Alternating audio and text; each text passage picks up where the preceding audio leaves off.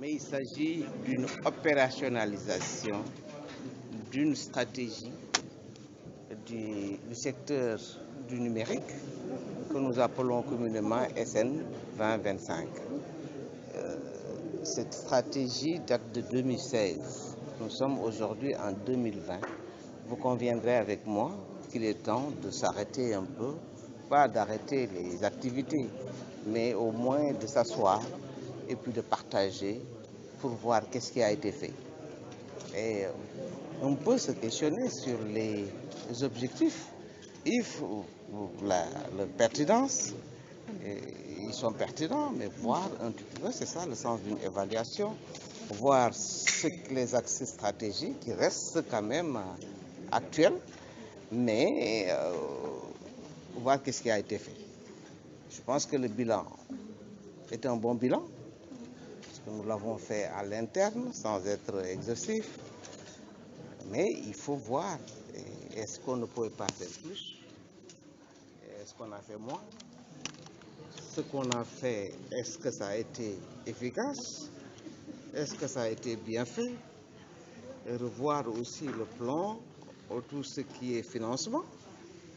Que n'oubliez pas que c'est une stratégie qui coûte 1361 milliards jusqu'en l'an 2025 et répartie comme suit: secteur privé 73%.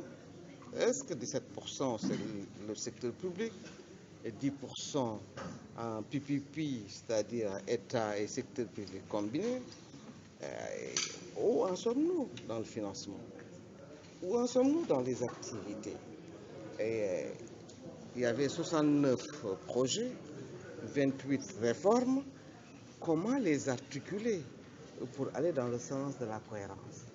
D'où la planification dont j'ai parlé tout à l'heure. Cela nous aidera, je pense, à avoir une meilleure feuille de route. Je crois qu'il le faut articuler ces différents projets pour aller dans le sens de la cohérence. Et ça, c'est un exercice.